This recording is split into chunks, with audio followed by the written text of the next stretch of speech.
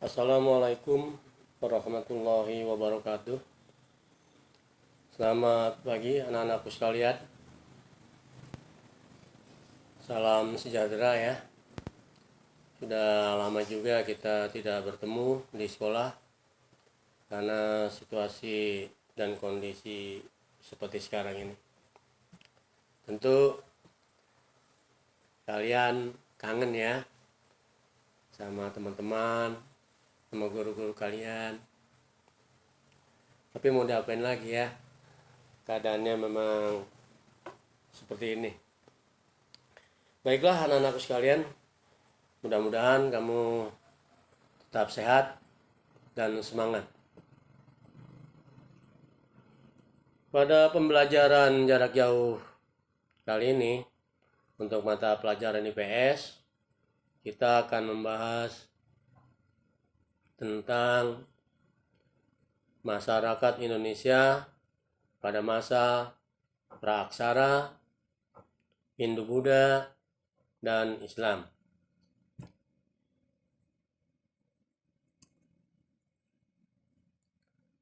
Tujuan pembelajaran yang diharapkan dari pokok bahasan ini adalah pertama, kalian mampu mengidentifikasi periodisasi masa Praaksara di Indonesia.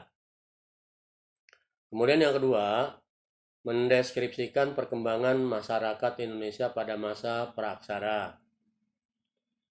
Kemudian yang ketiga, mendeskripsikan perkembangan masyarakat Indonesia pada masa Hindu dan Buddha. Dan yang keempat, mendeskripsikan perkembangan masyarakat Indonesia pada masa Islam. Jadi pada pokok bahasan ini kita mempelajari tentang sejarah. Nah, anak-anakku sekalian, kalau kalian pernah ke museum, tentu di tempat itu kamu akan menemukan benda-benda peninggalan dan orang-orang, ya peninggalan maksudnya dari orang-orang zaman dahulu ya. Benda-benda itu bisa berupa fosil, juga bisa berupa artefak. Siapa yang tahu apa perbedaan fosil dengan artefak? Ya, benar sekali.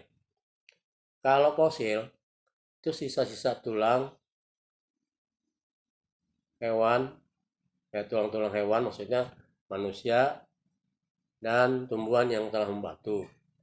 Sedangkan artefak itu alat-alat kehidupan seperti senjata yang dipergunakan orang-orang purbakala pada masa itu. Anak-anakku sekalian, kehidupan manusia di Indonesia itu telah ada sejak zaman dulu.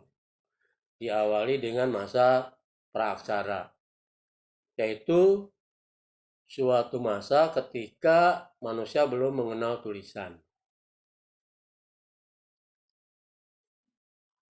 Kehidupan masa Praaksara, untuk mengenalnya kita harus mengenal dulu arti kata-kata praaksara. Kata pra itu artinya sebelum, aksara itu artinya tulisan. Jadi kalau digabung, masa praaksara itu berarti masa sebelum mengenal tulisan. Atau dikenal juga dengan nirleka. Nir itu artinya tidak ada, leka itu artinya tulisan. Mengapa tulisan menjadi pembatas waktu pada masa Praaksara? Anak-anakku sekalian, aksara atau tulisan itu adalah hasil kebudayaan manusia. Nah, fungsi utama dari aksara ini adalah untuk berkomunikasi dan membaca tentang suatu. Sekelompok manusia yang telah mengenal tulisan biasanya meninggalkan catatan-catatan tertulis kepada generasi berikutnya. Nah, catatan itu bisa berupa prasasti dan naskah-naskah kuno. Kapan waktu dimulainya masa praksara dan kapan waktu berakhirnya? Nah, setiap bangsa itu mengalami masa yang berbeda-beda. Misalnya bangsa Mesir dan bangsa Mesopotamia, mereka telah mengenal tulisan itu kira-kira 3000 tahun sebelum Masehi. Jadi dia lebih maju dari kita. Sedangkan kita, bangsa Indonesia, itu baru mengenal tulisan itu kira-kira abad ke-5 Masehi. Selanjutnya, marilah kita pelajari periodisasi masa praksara.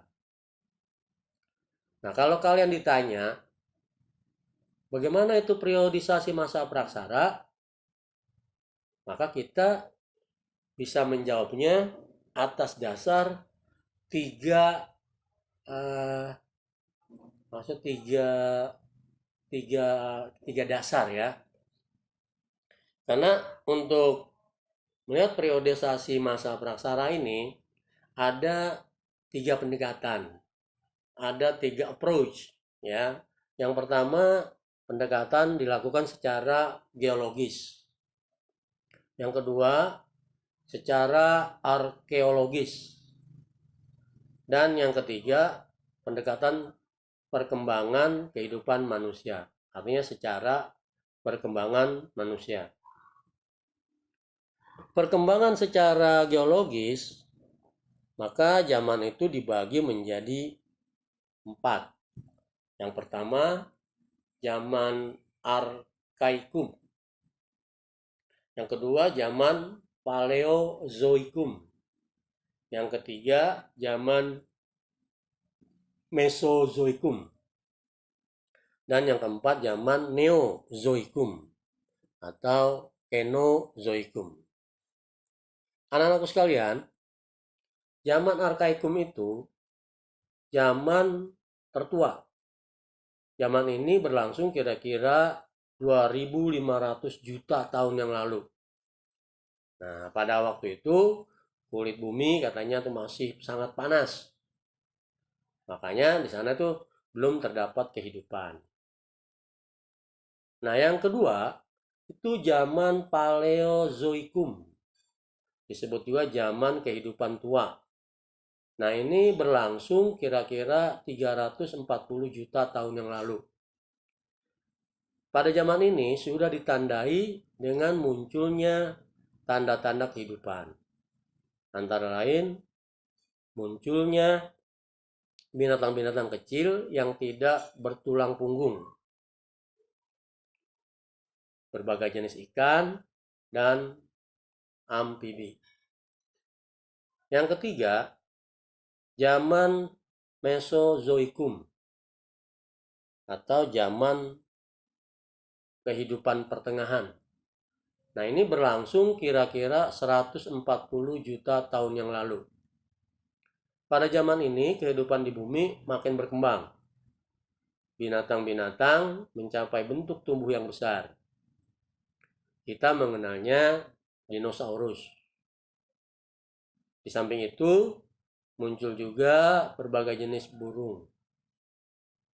Nah, zaman Mesozoikum ini disebut juga zaman reptil.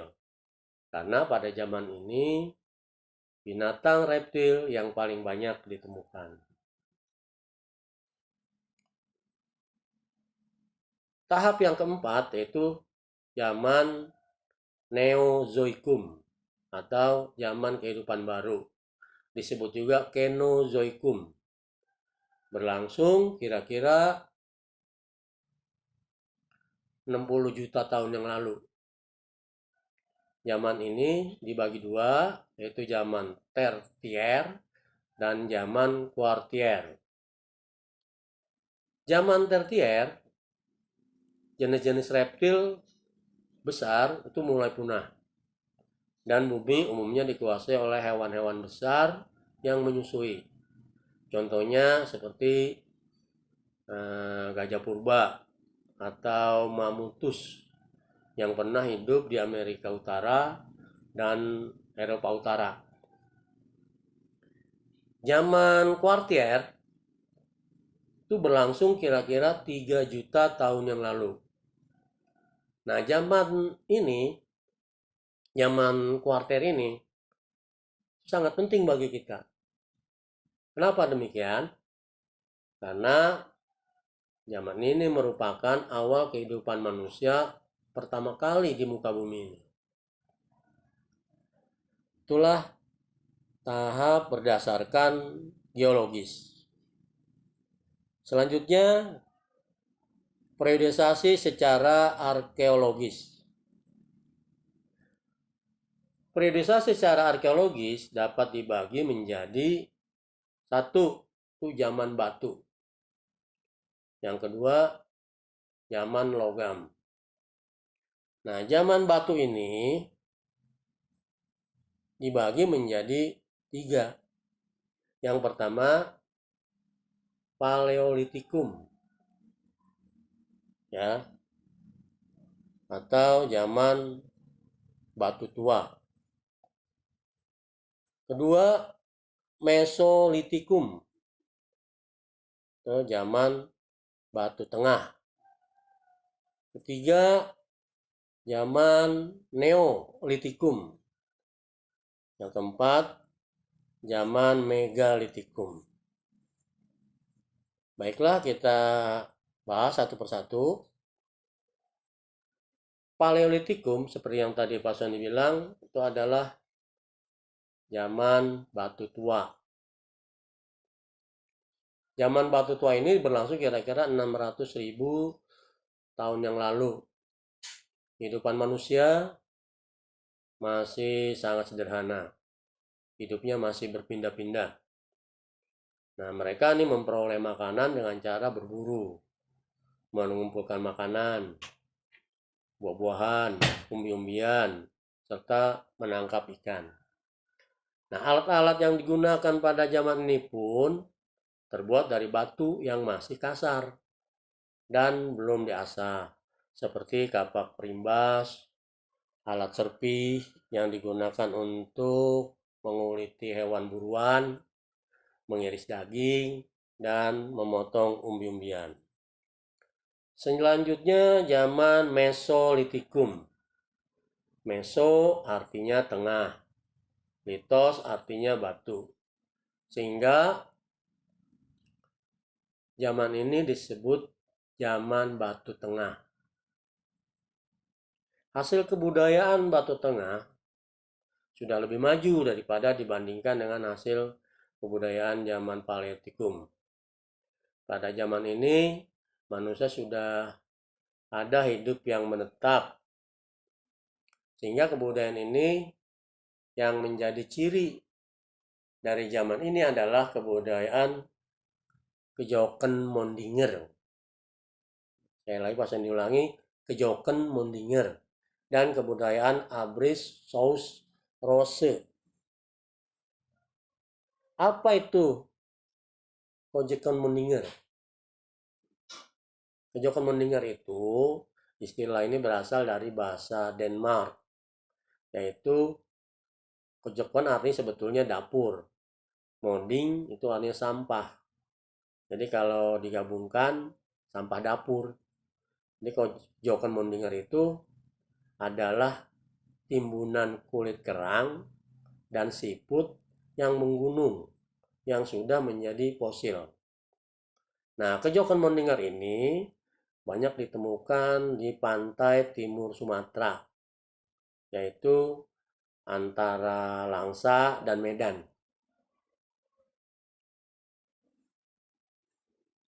Abrissosrose itu maksudnya adalah gua-gua yang dijadikan tempat tinggal manusia purba yang berfungsi sebagai tempat perlindungan cuaca dan binatang buas. Abrissosrose ini banyak ditemukan di daerah Besuki, Bojonegoro, dan juga di daerah Sulawesi Selatan. Demikian anak-anak. Selanjutnya zaman Neolitikum. Neo itu artinya baru. Litos itu artinya adalah batu. Jadi Neolitikum itu adalah zaman batu baru. Nah, pada zaman ini telah menjadi perubahan mendasar pada kehidupan masyarakat Pelaksara. Mereka mulai hidup menetap dan mampu menghasilkan bahan makanan sendiri melalui kegiatan bercocok tanam. Hasil kebudayaan yang terkenal dari zaman ini adalah kapak persegi dan kapak lonjong.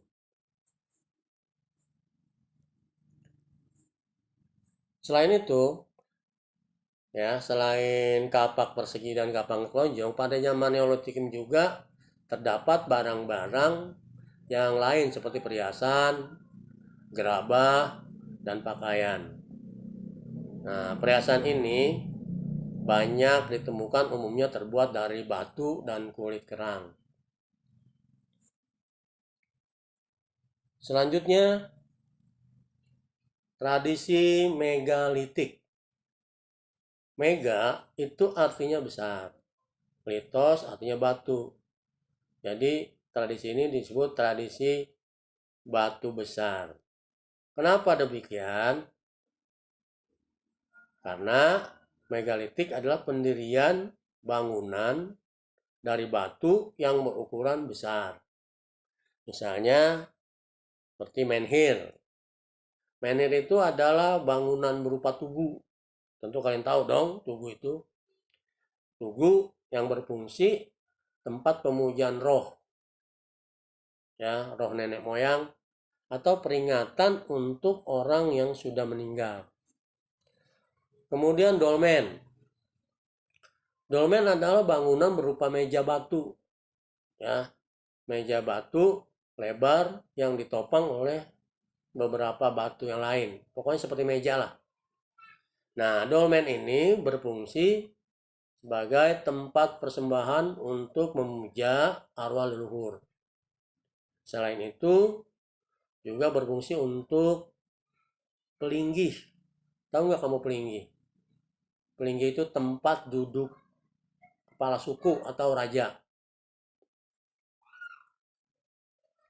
Kemudian yang ketiga, kubur peti batu.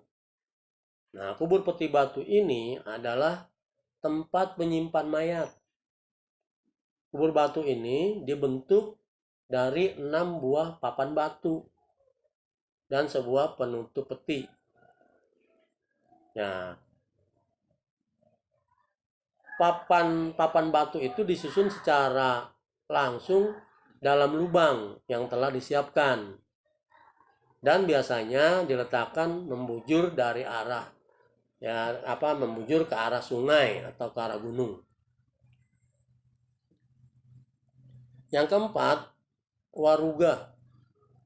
Waruga itu merupakan peti kubur batu dalam ukuran yang kecil. Bentuknya kubus. Nah, waruga ini banyak ditemukan di Sulawesi Tengah. Selanjutnya, sarkofagus. Sarkofagus itu adalah bangunan berupa kubur batu yang berbentuk seperti lesung, diberi tutup. Sarkofagus ini banyak ditemukan di daerah Bali. Selanjutnya, punden berundak. Punden berundak ini tidak ubahnya seperti anak tangga lah. Bangunan bertingkat yang dihubungkan dengan tanjakan kecil yang berfungsi sebagai tempat pemujaan terhadap terhadap roh nenek moyang kita. Kemudian yang ketujuh, patung atau arca yang umumnya masih berbentuk sederhana dan umumnya berbentuk binatang atau manusia. Fase yang kedua dari tahap arkeologi ini adalah zaman logam. Pada zaman logam, manusia tidak hanya menggunakan bahan-bahan dari batu untuk membuat alat-alat kehidupannya, tetapi juga sudah mempergunakan bahan-bahan dari logam, yaitu perunggu dan besi. Nah, menurut perkembangannya, zaman logam ini dibagi menjadi 3, yaitu zaman perunggu, zaman tembaga, dan zaman besi. Nah, benda-benda yang dihasilkan pada zaman ini antara lain adalah kapak corong, kapak yang menyerupai corong maksudnya.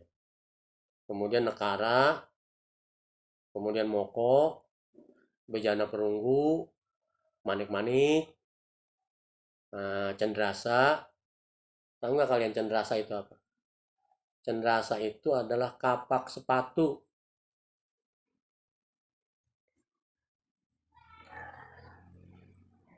Periode selanjutnya, ya, pendekatan selanjutnya adalah periodisasi berdasarkan perkembangan kehidupan. Nah, berdasarkan perkembangan kehidupan, zaman ini dibagi pertama masa berburu dan mengumpulkan makanan. Yang kedua, masa bercocok tanam. Yang ketiga, masa perundagian. Ingat ya anak-anak, yang pertama adalah masa berburu dan mengumpulkan makanan. Yang kedua, masa bercocok tanam. Yang ketiga, masa perundagian. Nah, masa berburu dan mengumpulkan makanan ini dibagi 2, yaitu masa berburu dan mengumpulkan makanan pada tingkat sederhana dan masa berburu dan mengumpulkan makanan pada tingkat lanjut. Kedua masa ini dapat dibedakan dari pertama kehidupan ekonomi, kehidupan sosial, dan kehidupan budaya. Nah, pada masa berburu dan mengumpulkan makanan di tingkat sederhana, kehidupan manusia dilihat secara ekonomi masih sangat tergantung kepada alam. Sedangkan pada masa berburu dan mengumpulkan makanan pada tingkat lanjut, manusia ya sudah mengenal cara bercocok tanam dengan sistem berladang. Selanjutnya, masa bercocok tanam. Pada masa bercocok tanam itu diperkirakan sejaman dengan zaman Neolitikum. Pada masa ini, peradaban manusia sudah mencapai tingkat yang cukup tinggi. Manusia sudah mempunyai kemampuan mengolah alam untuk memenuhi kebutuhan hidup dengan bercocok tanam dan mengembangbiakan binatang. Kemudian masa 3 yaitu masa perundagian. Masa perundagian itu merupakan masa akhir dari masa praaksara di Indonesia. Tahukah kalian apa itu perundagian? Kata perundagian itu sebetulnya berasal dari bahasa Bali. Ya, artinya adalah seseorang atau kelompok orang atau segolongan orang yang mempunyai keahlian atau kepandaian atau keterampilan jenis usaha tertentu. Misalnya kayak pembuatan gerabah, pembuatan perhiasan, pembuatan sampan, dan sebagainya. Demikianlah anak-anakku sekalian.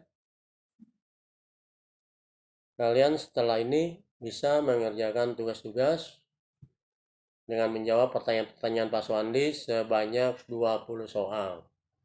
Ya, pesan Pak Suwandi, walaupun dalam keadaan libur, kalian tetap harus belajar, dan belajar. Demikian, Bapak akhiri dengan wassalamualaikum warahmatullahi wabarakatuh.